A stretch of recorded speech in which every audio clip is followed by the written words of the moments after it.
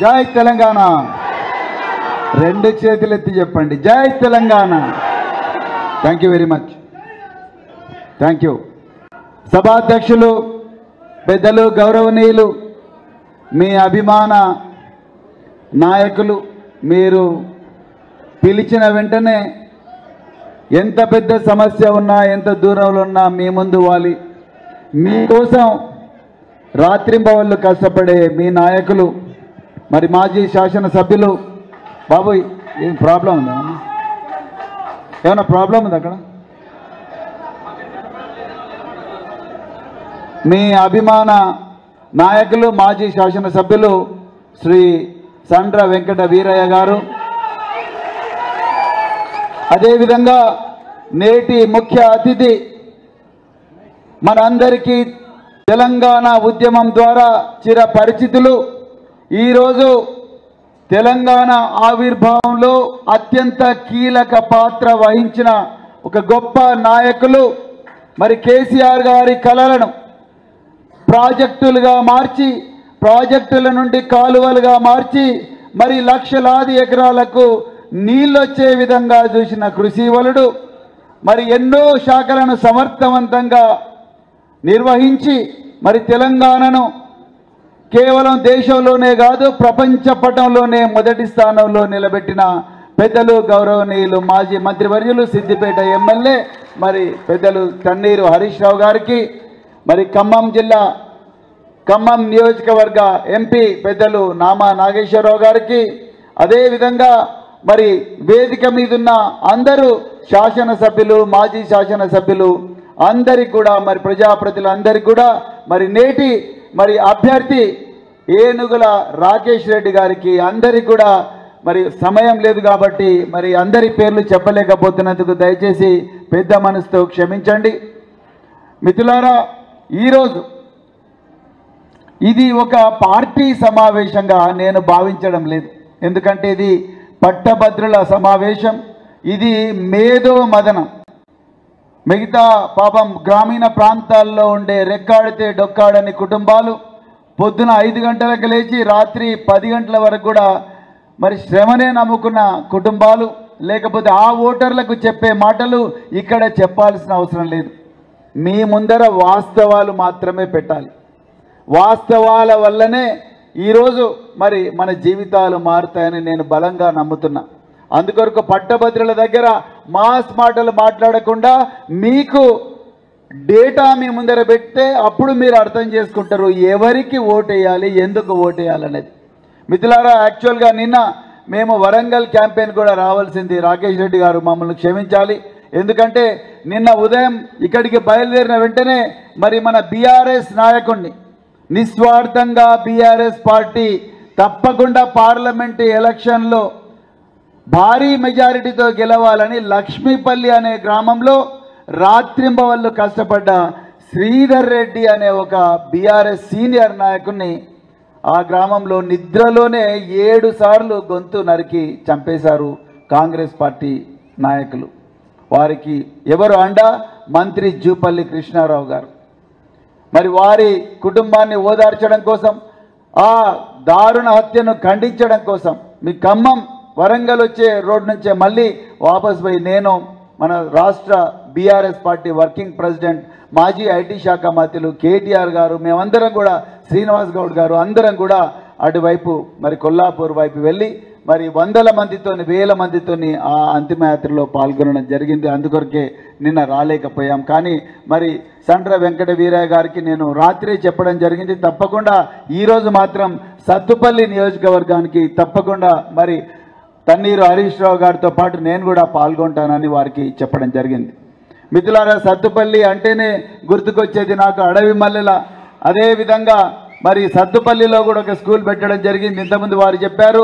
మరి పెద్దలు మరి తెలంగాణ ఆవిర్భావానికి మూల కారకులు, అదేవిధంగా తెలంగాణ తొలి ముఖ్యమంత్రి గారు కేసీఆర్ గారి ముందర ఈ సత్తుపల్లికి జరుగుతున్న అన్యాయం, సత్తుపల్లి విద్యార్థులకు అనాదిగా జరుగుతున్న అన్యాయం, ముఖ్యంగా బాలురకు బాయ్స్ స్కూల్స్లో సత్తుపల్లికి ఎలాంటి న్యాయం జరగలేదని చెప్పిన వెంటనే మరి మీ అభిమాన నాయకులు చంద్ర వెంకట వీరయ్య గారు లెటర్ల మీద లెటర్లు ఇచ్చి మరి మా ద్వారా మరి ముఖ్యమంత్రి గారి దగ్గరికి పోయి చాలా స్కూల్స్ శాంక్షన్ చేయించి ఆ స్కూల్స్కు బిల్డింగ్స్ వెతికి ఆ స్కూల్స్లో ఉండే రకరకాల సమస్యలన్నీ పరిష్కరించి ప్రభుత్వం ఇచ్చిన బడ్జెట్ కేసీఆర్ గారు పిల్లల జీవితాలు మార్చాలని ఇచ్చిన బడ్జెట్ను మరి పూర్తిగా ఖర్చు పెట్టే విధంగా చేయడం కోసం సత్తుపల్లికి దాదాపుగా 8 నుంచి 9 సార్లు నేను ఇక్కడికి రావడం జరిగింది.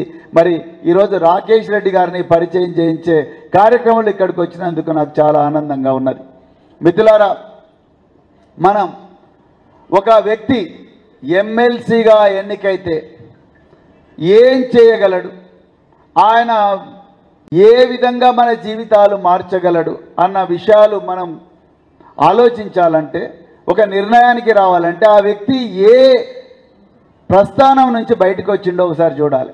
ఈరోజు మన ముందర ప్రధానంగా 2 అభ్యర్థులు కనిపిస్తున్నారు.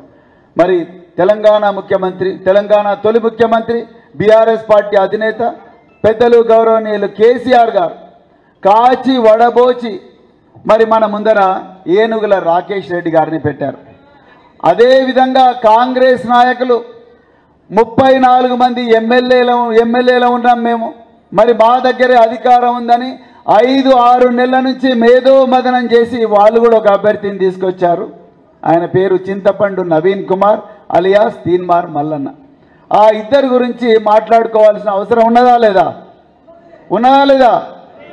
బరాబర్ ఉన్నది. మరి ఏనుగుల రాకేష్ రెడ్డి గారు ఆయన ఒక సాధారణ రైతు కుటుంబంలో పుట్టిండు. వరంగల్ జిల్లా వంగపాడులో సాధారణ రైతు కుటుంబంలో పుట్టి, ఏ సాధారణ రైతులైనా మేము పడ్డ కష్టం మా పిల్లలు పడకూడదు, మేము పడ్డ బాధలు మా పిల్లలకు రాకూడదు, మేము సరిగా చదువుకోలేకపోయాము కానీ మా బిడ్డలు బాగా చదువుకోవాలని తల్లి గర్భంలో ఉన్నప్పుడే కలలు. కానీ తల్లిదండ్రులు ఎంత త్యాగం చేసినా పిల్లలను చదివిస్తారు. మరి ఏనుగుల రాకేష్ రెడ్డి గారు ఎలాంటి చెడు అలవాట్లకు లోను కాకుండా తను 10వ తరగతి ఫస్ట్ క్లాస్లో పాస్ అయి ఇంటర్మీడియట్లో స్టేట్ ర్యాంకర్గా మారిండు. ఒక రైతు కుటుంబం నుంచి, ఎక్కడో వంగపాడులో ఒక రైతు కుటుంబంలో పుట్టిన ఏనుగు రాకేష్ రెడ్డి ఇంటర్మీడియట్ స్టేట్ ర్యాంకర్గా మారి అక్కడి నుండి ఆయన పోయిన ఇన్స్టిట్యూషన్ మామూలు ఇన్స్టిట్యూషన్ కాదు. ఇది మీరు బాగా గుర్తించాలి. మన పిల్లలను ఒక స్కూల్లో జాయిన్ చేయించాలన్నా, మన ఇళ్లల్లో ఎవరైనా అనారోగ్యంతో మంచం పడితే వాళ్ళని ఏ హాస్పిటల్లో జాయిన్ చేయించాలన్నా మనం మొట్టమొదటి చూసేది ఆ డాక్టర్ దగ్గర వ్యాధి నయమవుతుందా కాదా. ఆపరేషన్ థియేటర్కి పోతే పేషెంట్ ప్రాణాలతో బయటికి వస్తాడా రాడా, ఆపరేషన్ చేసిన తర్వాత ఎక్కువ కాలం బతుకుతాడా లేదా అనే విషయాలే మనం జనరల్గా చూస్తాం. ఒక స్కూల్కు పంపిస్తే ఆ స్కూల్లో నుంచి చదువుకున్న విద్యార్థులు రేపు ఎక్కడెక్కడ ఉద్యోగాలు చేస్తున్నారు. డాక్టర్లు ఎంతమంది అయినరు, ఇంజనీర్లు ఎంతమంది అయినరు, ఐఐటీలకు ఎంతమంది పోయినరు, ఎన్ఐటీలకు ఎంతమంది పోయినరు. ఇవాళ మీరు ఏనుగుల రాకేష్ రెడ్డి మన బీఆర్ఎస్ పార్టీ అభ్యర్థి. ఏనుగుల రాకేష్ రెడ్డి చదువుకున్న బిట్స్ పిలాని ఐఐటీలతో సమానంగా ఈ దేశంలో 70-80 సంవత్సరాల నుంచి చాలా గొప్ప విద్య అందిస్తున్నది ఈ దేశంలో. బిట్స్ పిలాని అంటే Birla institute of technological sciences. పిలానీలో దేశంలో ఒకటే క్యాంపస్ ఉండేది. ఈ మధ్యనే ముంబైలో ఒక క్యాంపస్ పెట్టారు, గోవాలో పెట్టారు, హైదరాబాద్లో ఉంది, దుబాయ్లో కూడా ఒక క్యాంపస్ ఉంది. బిట్స్ పిలాని ఎంత గొప్ప క్యాంపస్ అయ్యా అంటే దానిలో చదువుకున్న విద్యార్థులు అందరూ కూడా ఎవరు నిరుద్యోగులుగా ఉండరు. 99.99%. దాంట్లో చదువుకున్న విద్యార్థులు ఈరోజు 1,86,000 మంది ప్రపంచంలో అన్ని ఖండాల్లో ఉన్నారండి. అన్ని ఖండాల్లో ఉన్నారు. అన్నం ఉడికిందా లేదనడానికి అన్ని వెతుకులు పిసుకాల్సిన అవసరం లేదు. నేను కొన్ని ఉదాహరణలు చెప్తా. మొట్టమొదట మన తెలంగాణ బిడ్డ నిజామాబాద్ ఫణీంద్ర సమా అని redbus.in అని ఒక కంపెనీ స్టార్ట్ చేశాడు. redbus.in అంటే ఏంటయ్యా అంటే, మనం ఇంతకుముందు మీ అందరికీ గుర్తుండాలి, మనం సత్తుపల్లి నుంచి జంగారెడ్డిగూడెం పోవాలి. ఇదే బస్ స్టాండ్లో నిలబడి ఎర్రటి ఎండకు ఎండుతూ లేకపోతే వానకు తడుస్తూ బస్సు ఎప్పుడు వస్తుందో, దాంట్లో సీట్లు దొరుకుతాయో లేదో, నెక్స్ట్ బస్సులన్న సీట్లు దొరుకుతాయా లేదా అనే ఆందోళన ఉంటుండే. దాదాపుగా 60-70 సంవత్సరాలు అదే బాధపడ్డాం. కానీ ఫణీంద్ర సమా బాధలు చూడలేక ఒక సాఫ్ట్వేర్ ఇంజనీర్గా మారి ఈ దేశంలో ఉండే ప్రజలు నాగాలాండ్ నుండి గుజరాత్ దాకా, కాశ్మీర్ నుండి కన్యాకుమారి దాకా ఎక్కడ బస్ ఎక్కాలనుకున్నా టాయిలెట్లో సెల్ ఫోన్ పెట్టుకొని, లేకపోతే బెడ్రూమ్లో కూర్చొని, లేకపోతే ఒక చెట్టు కింద కూర్చొని ఒక స్మార్ట్ ఫోన్ తీసుకొని అక్కడి నుంచి టికెట్ బుక్ చేసుకునే విధంగా redbus.in అని ఒక యాప్ తయారు చేశాడు ఫణీంద్ర సమా. ఈరోజు redbus.in కనీసం అంటే 100 కోట్ల రూపాయల విలువైన కంపెనీ. ఆయన ఎక్కడ చదువుకున్నాడు ఫణీంద్ర సమా?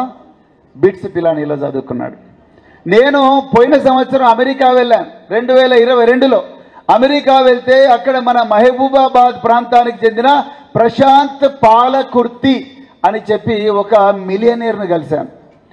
ఆ ప్రశాంత్ పాలకుర్తి ఆయనకు బిట్స్ రత్న అవార్డు కూడా ఇచ్చారు. ఆ ప్రశాంత్ పాలకుర్తి ఇంటికి పోతే 2 ఎకరాల బోస్టన్ మహానగరంలో 2 ఎకరాల విస్తీర్ణంలో పెద్ద బంగళా కట్టుకొని, ఓ స్విమ్మింగ్ పూల్ కట్టుకొని మంచి హాయిగా బతుకుతున్నాడు. నేను ఇప్పుడు మీరేం చేస్తున్నారంటే, ఆయన చెప్పింది ఏందయ్యా అంటే, నా కంపెనీని $700 మిలియన్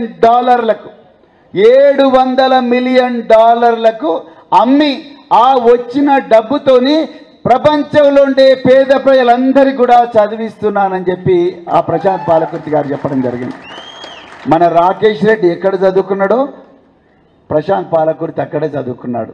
మీ అందరికీ ఫుడ్ డెలివరీ సర్వీసెస్ తెలుసు, జొమాటో, అదేవిధంగా స్విగ్గీ.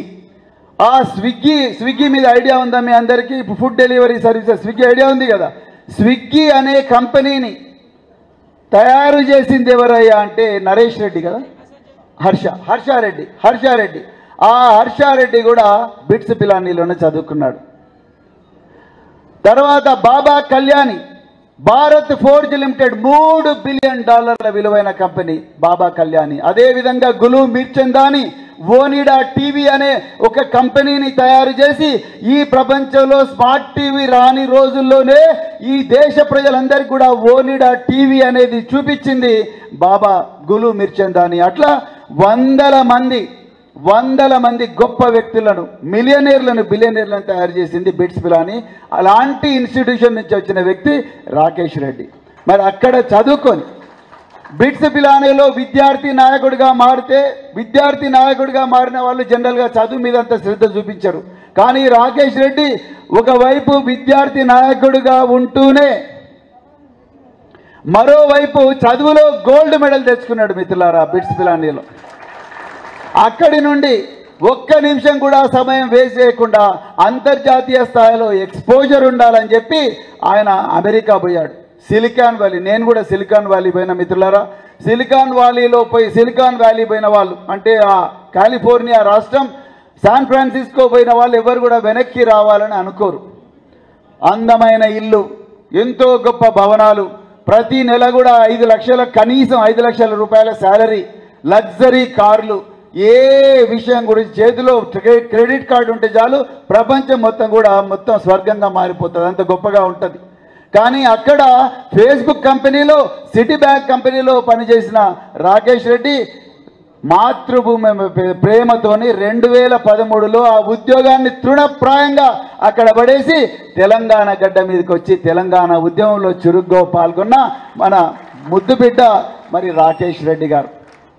మరి ఆయన దాని తర్వాత కూడా ఎన్నో ప్రజా సమస్యల మీద పోరాడిండు, ఎన్నో సామాజిక కార్యక్రమాలు వారు చేశారు. ఇది రాకేష్ రెడ్డి గారి బయో. మీరు ఒక్కసారి ఆలోచించండి, ఆయన ఎమ్మెల్సీ అయితే రేపు నేను చెప్పిన ప్రశాంత్ పాలకుర్తి గారిని ఈ సత్తుపల్లికి తీసుకొచ్చి ఇదే హాల్లో మీటింగ్ పెట్టి మన పేద బిడ్డలు ఎవరైతున్నారో వాళ్ళందరినీ కూడా గొప్పగా తయారు చేయగలడు. చేస్తాడా లేదా? తప్పకుండా చేస్తాడు. అదేవిధంగా ఫణీంద్ర సమా, మన తెలంగాణ ఇన్నోవేషన్ ఆఫీసర్గా పనిచేసిన ఫణీంద్ర సమాను మీ ముందర పెట్టి మీ బిడ్డలకు కావాల్సిన గైడెన్స్ ఇప్పించగలడు. రాకేష్ రెడ్డి గురించి ఇంకొక విషయం చెప్పడం మర్చిపోయాను. ఆయన చూస్తే ఇట్లున్నాడు కానీ ఒక మంచి రచయిత, పత్రికలకు వ్యాసాలు రాసిండు. పేద పిల్లలు చదువుకోవడానికి ఇండియన్ ఎకానమీ కానీ, ఇండియన్ పాలిటీ కానీ, ఇండియన్ హిస్టరీ కానీ, సైన్స్ అండ్ టెక్నాలజీ కానీ వీటి మీద పేద పిల్లలకు వాళ్ళకు అర్థమయ్యే భాషలో రాయాలని చెప్పి చాలా చక్కటి పుస్తకాలు రాసి వాటికి పేద పిల్లలకు పంచిన వ్యక్తి మరి రాకేష్ రెడ్డి గారు. 3 బుక్కులు రాసిండు మిత్రులారా. ఇది రాకేష్ రెడ్డి గారి గొప్పతనం. ఇక కాంగ్రెస్ వాళ్ళు 5 నెలలు మేధో మదనం చేసి ఒక గొప్ప క్యాండిడేట్ని పట్టుకున్నారు. ఎవరైనా చింతపండు నవీన్ కుమార్ అలియాస్ తీన్మార్ మల్లన్న. మిథులారా, వాస్తవాలే మాట్లాడుకోవాలి కాబట్టి ఆయన ఎలక్షన్ కమిషన్ ఆఫ్ ఇండియాకు సబ్మిట్ చేసిన అఫిడవిట్ బేసిస్ మీద నేను మాట్లాడతా. నేను ఆయన మీద నాకు పర్సనల్ శత్రుత్వం లేదు, కానీ వాస్తవాలు మీకు చెప్పాలి. అది ఆ డాక్యుమెంట్ నేను ఇంటర్నెట్ నుంచి డౌన్లోడ్ చేసుకున్న. మిత్రులారా, చాలామంది మా మహిళలు కూడా ఉన్నారు కాబట్టి అందరు జాగ్రత్త వినాలి. తీన్మార్ మల్లన్న గారు ఆయన స్వహస్తాలతోని తయారు చేసిన అఫిడవిట్లో, ఎలక్షన్ కమిషన్ ఆఫ్ ఇండియాకు సబ్మిట్ చేసిన అఫిడవిట్లో ఆయన చెప్పిన విషయం ఏందయ్యా అంటే, నా మీద 56 పోలీసు కేసులు ఉన్నాయని చెప్పాడు. మిత్రులారా, తెలంగాణ ఉద్యమం అప్పుడు కూడా చాలామంది మీద వందలాది కేసులు అయినాయి. కానీ అది ఒక స్వతంత్ర పోరాటం.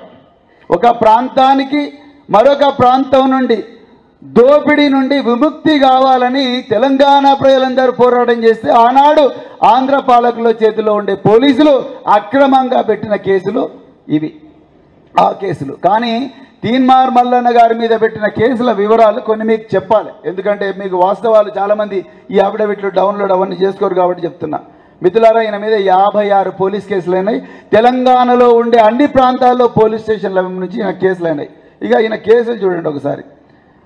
మొట్టమొదట మహిళల ఫోటోగ్రాఫ్స్ గూగుల్ ఇమేజెస్ నుంచి డౌన్లోడ్ చేసుకొని వాటిని కంప్యూటర్లో ఉండే ఫోటోషాప్ సాఫ్ట్వేర్ ద్వారా మార్పు చేసి, ఆ మార్పు చేసిన ఫోటోగ్రాఫ్ను యూట్యూబ్లో పెట్టి, ఫేస్బుక్లో పెట్టి, ట్విట్టర్లో పెట్టి ప్రపంచానికి మొత్తం కూడా బదనాం చేసిండు ఇతను. ఆ ఫోటోగ్రాఫ్స్లో కల్వకుంట్ల కవిత గారి ఫోటోగ్రాఫ్ కూడా డౌన్లోడ్ చేసుకున్నాడు ఆయన. చేసి ఆ ఫోటోగ్రాఫ్లు అన్నిటి కూడా మార్పు చేసి, ఆ మార్పు చేసిన ఫోటోగ్రాఫ్ అసభ్యంగా వాటి కింద కామెంట్లు రాసి వాటిని ప్రపంచానికి అంతా కూడా మరి పంపించి ఆ వ్యక్తులను బదనాం చేసిండు. ఇలా ఇక్కడ చాలామంది తండ్రులు ఉన్నారు, చాలామంది అన్నలు ఉన్నారు, చాలామంది చెల్లెలు ఉన్నారు. నేను మిమ్మల్ని ఒకటే ప్రశ్న అడుగుతా. మీ పర్మిషన్ లేకుండా, మళ్ళీ రిపీట్ చేస్తున్న, జాగ్రత్తగా వినండి, మీ పర్మిషన్ లేకుండా మీ మొబైల్ నెంబర్ను నేను నా ఫేస్బుక్ పేజ్ మీద రాసి, మీ మొబైల్ నెంబర్ రాసి, దాని పక్కన ఒక అందమైన అమ్మాయి బొమ్మను అక్కడ పెట్టి, మీకు ఈ నెంబర్కు కాల్ చేయండి మీకు ఏమైనా అవసరాలు ఉంటే అని చెప్తే మీకు ఎంత బాధ అనిపిస్తుంది? ఒక్కసారి ఆలోచించండి. ఇక్కడ తండ్రులు ఉన్నారు, అన్నలు ఉన్నారు, చెల్లెలు ఉన్నారు, అక్కలు ఉన్నారు. మీకు బాధ అనిపిస్తుందా, అనిపించదా? రక్తం మరుగుతుంది. వాడిని ఎక్కడ దొరికితే అక్కడ వాడిని కొట్టాలనిపిస్తుంది, వెంటనే పోలీస్ స్టేషన్ పోవాలనిపిస్తుంది. బలహీనంగా ఉండే వ్యక్తులైతే ఆత్మహత్యలు చేసుకుంటారు. ఇది వాస్తవం. నేను ఒక క్రైమ్ బ్రాంచ్లో డీసీపీగా పనిచేసిన అనుభవంతో చెప్తున్నా. చాలామంది తల్లిదండ్రులు వచ్చేవాళ్ళు, మహిళలు వచ్చేవాళ్ళు, సార్ మాకు తెలియకుండానే మేమంటే పడని వ్యక్తులు మా మొబైల్ నెంబర్ను సోషల్ మీడియా పోస్టులో పెట్టారని. తీన్మార్ మల్లన్న ఏం చేసిండు తెలుసా? 3 కేసుల్లో, ఆయన మీద బుక్ అయిన 3 కేసుల్లో ఈ కథనే చేసిండు ఆయన. వ్యక్తుల పర్మిషన్ లేకుండా, ఇగో ఈయన నెంబర్ ఉన్నది, ఈయనతోనే మీరు డైరెక్ట్గా మాట్లాడుకోండి అని యూట్యూబ్లో ఆయన నెంబర్ పెట్టి లైవ్ ఛానల్లో పెట్టిండు. అది భరించలేక కొంతమంది ఆత్మహత్యాయత్నం చేసిండ్రు. ఆ ఆత్మహత్య చేస్తే దాని మీద కూడా కేసులు అయినాయి. తర్వాత చిన్నపిల్లలను రాజకీయాల్లోకి లాగకూడదు. రాజకీయంగా Congress party, BRS party, BJP ఎన్నో కక్షలు ఉండొచ్చు, కానీ ఆ వ్యక్తుల పిల్లలను కూడా వాళ్ళ పేర్లు రాసి వాళ్ళ పేర్ల మీద యూట్యూబ్లో పోల్స్, అంటే ఎన్నికలు, ఆన్లైన్ పోల్స్ అంటారు కదా, ఆన్లైన్ పోల్స్ నిర్వహించిన వ్యక్తి తీన్మార్ మల్లన్న గారు.